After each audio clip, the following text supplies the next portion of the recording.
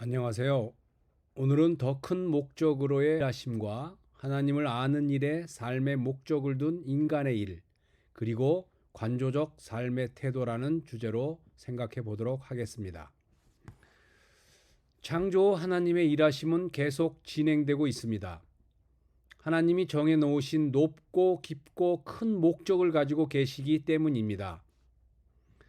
따라서 시편 기자는 이스라엘을 지키시는 자는 졸지도 아니하시고 주무시지도 아니하신다고 말합니다. 인간은 잠을 자고 쉼을 취해야만 일을 할 수 있는 존재이지만 하나님께서는 쉬지 아니하시고 계속 일을 하시는 분이십니다. 하나님의 형상으로 지음받은 인간을 위해 하나님은 매우 높은 차원으로 인간을 가치화하기 위해 하나님의 마지막 안식하기까지 줄곧 일을 하시는 분이십니다. 예수 그리스도께서 하나님의 일하심의 성격을 말하면서 하나님이 일하시니 자신도 일을 계속 수행한다고 하십니다. 히브리서 4장 10절의 증거처럼 하나님의 백성에게는 아직 안식이 남아 있다고 말하며 최종 안식에 들어가기를 힘쓸 것을 말합니다. 우리가 지키는 안식일, 즉 주일은 하나님이 이루실 최종적이요 진정한 안식의 예표요 표징입니다. 인간이 일해야 할 진정한 이유는 하나님이 쉬지 아니하시고 일하시기 때문임을 망각해서는 안 됩니다.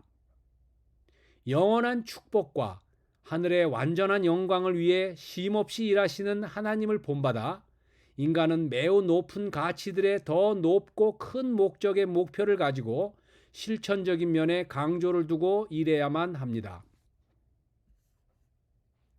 예수 그리스도께서 바리새인의 의보다 의롭지 못하면 천국에 들어갈 수 없다고 하십니다.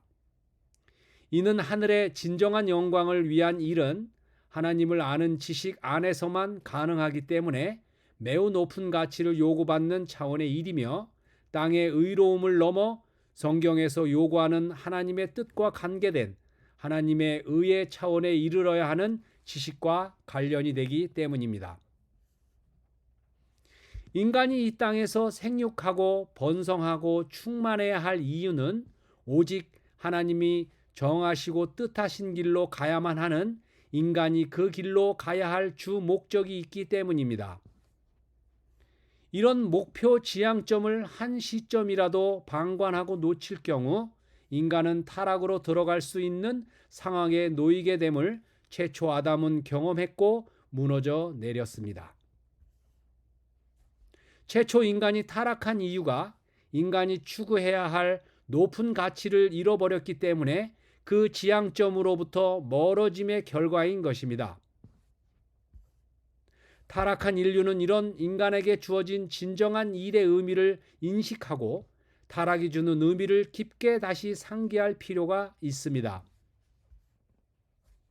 인간의 근본적 일을 망각하지 않는 좋은 실천성은 이런 목적과 목표에서 한 시점도 눈을 다른 곳으로 돌리지 않는 일명 목표에서 눈을 떼지 말라는 것입니다. 세상을 살아갈 때 그리스도인은 관조적 삶을 살 필요가 있습니다. 창세기 1장 28절의 말씀을 문화적 적극주의로 이해해서 그리스도인만이 세상 문화를 변화시키고 변혁시킬 수 있다는 생각은 허상입니다. 그리스도인도 세상 안에서 불완전한 삶을 살고 있기에 성경의 높은 진리에서 벗어날 가능성을 실제로 지니고 있기 때문입니다. 따라서 그리스도인은 영원한 것과 관련된 본질적 목적을 위해 일하는 차원에서 진리로부터 잘못된 오류를 끊임없이 스스로 발견하려는 관조적 태도가 무엇보다 중요합니다. 하나님의 일하시는 차원의 것을 깊게 생각하는 관조적 삶은 그리스도인에게서 소극적 삶이 절대로 아닙니다. 이것은 매우 적극적인 삶입니다. 왜냐하면 하나님처럼 오른손이 하는 것을 왼손이 모르게 하는 방식으로의 실천적 삶이 요구받고 있기 때문입니다. 이는 세상적인 겸손의 미덕보다 더욱 근본적으로 하나님이 행하시는 일하심의 속성에 따른 인애와 자비와 사랑의 본질적 속성에 참여하기 위한 겸손으로 가치화되는 일이기 때문입니다. 따라서 그리스도인은 나그네와 같은 삶을 살아가도록 하나님께서 정하셨다고 봄이 타당할 것입니다.